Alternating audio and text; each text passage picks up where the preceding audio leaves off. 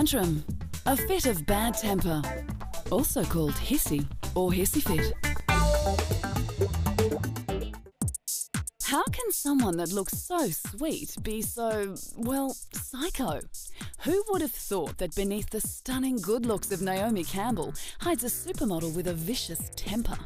Throughout her career, Naomi's temperament has seen her develop a reputation as being notoriously difficult to work with. And if the assault charges levelled at her by her former employees is anything to go by, very difficult to work for.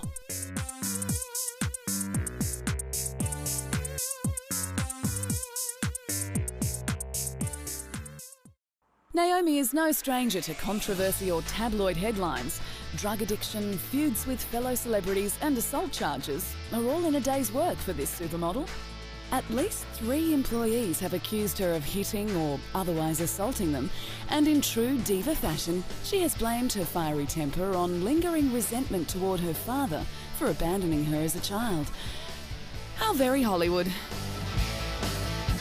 In 2006, the supermodel was arrested at her Park Avenue home and charged with second-degree assault after she threw a cell phone at her housekeeper, Anna Scolavino, where it struck her on the back of the head and opened a cut that needed 4 stitches. Her lawyer admitted that she did throw the phone, but regretted it immediately. Where she said that in her apartment she threw a phone, and that phone that she threw did hit an employee of hers, but that it was not intentional, it was an accident. The assault occurred at the New York apartment when Naomi and the housekeeper had a dispute over a pair of jeans.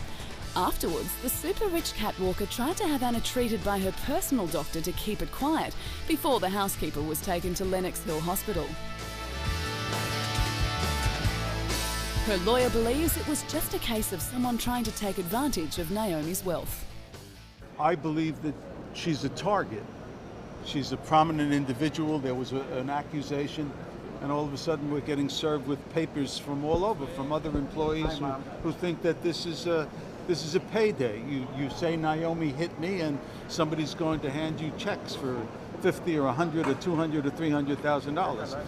In an attempt to discredit the housekeeper, it was told that Naomi was planning on sacking her before the incident because she suspected her of stealing. But Naomi admitted to the charges and was fined $363 US and ordered to attend anger management classes after pleading guilty. Naomi Campbell entered a plea to a misdemeanor, and it was characterized as a reckless assault, which is different from an intentional assault.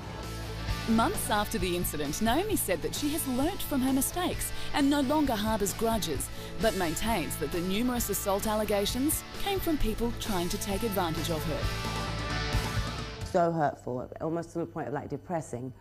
And what's awful about it is it's dropped. None of it was concrete evidence to be held. And, you know, it's just like, where does this come from and why? And I just feel like I am a target. And I've, you know, some people have told me for months and years you're a target, but it's kind of sunken in that I am a target.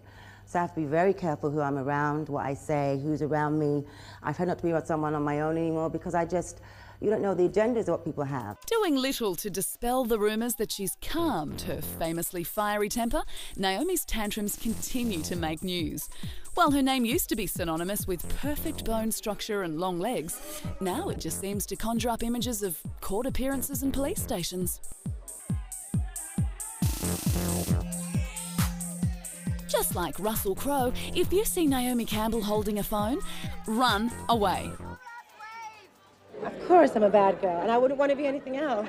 I think it's kind of really boring to be a good girl. It's not interesting. It's like, no one can be too good. I mean, in terms of this business, if you have an opinion and you say no to doing something, you're considered a bad girl. So I guess that's me.